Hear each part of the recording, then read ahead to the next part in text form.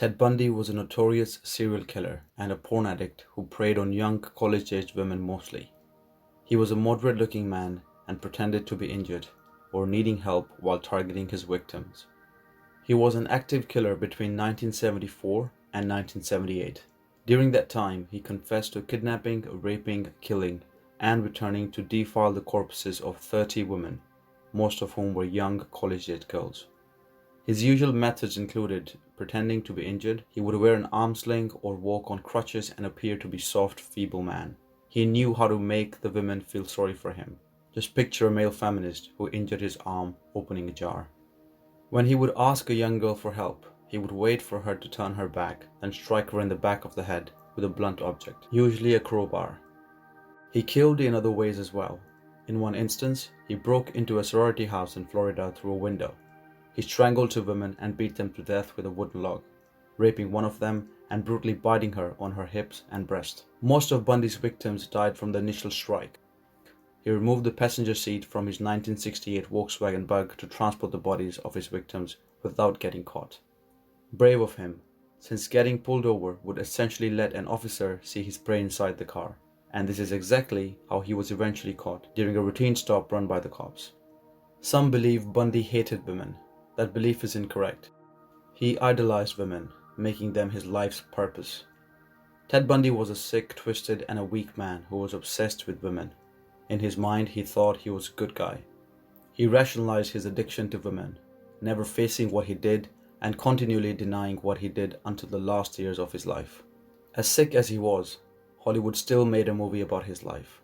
They cast Zac Efron to play Bundy, portraying him as a wrongly accused, handsome male feminist throughout the entire movie, only showing one killing at the end of the movie. Whereas in reality, he raped and killed 30 women, with his youngest victim being a 12-year-old girl. The film, however, romanticized him in a gross and a strange approach that doesn't make a lot of sense to someone outside of Hollywood. His life isn't useless to others. You can learn from everyone, even messed up people like Ted Bundy. You can learn how to prevent anyone from doing what he did. You can make sure you never fall to the depths of his dark addiction to women. Listening to Ted Bundy may be the best method to learn why he did what he did. My experience with, I say pornography generally, but with pornography that deals on a violent level with the sexuality, is that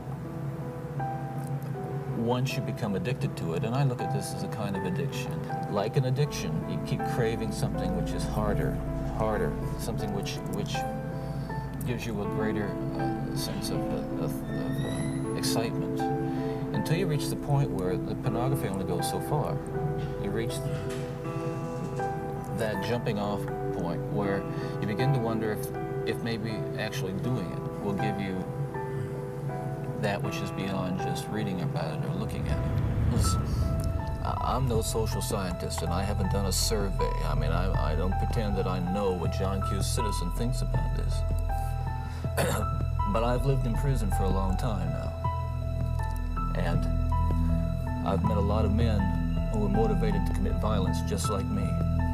And without exception, every one of them was deeply involved in pornography without question, without exception, deeply influenced and consumed by an addiction to pornography. There's no question about it. The FBI's own study on serial homicide shows that the most common interest among serial killers is pornography. Those of us who have been so much influenced by violence in the media, in particular pornographic violence, are not some kinds of inherent monsters.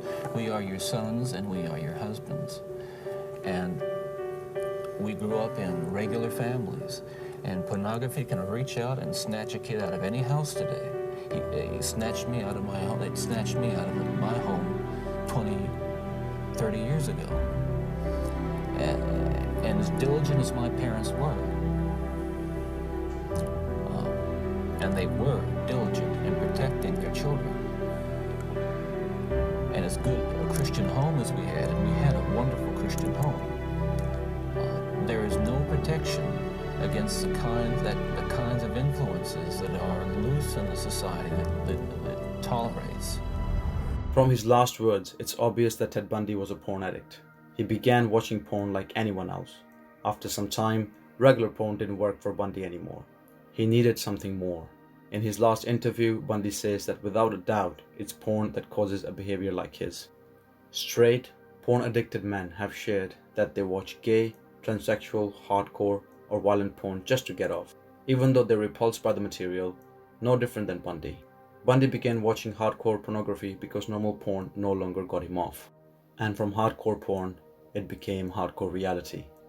Porn isn't a drug like cocaine or heroin, but affects dopamine just the same.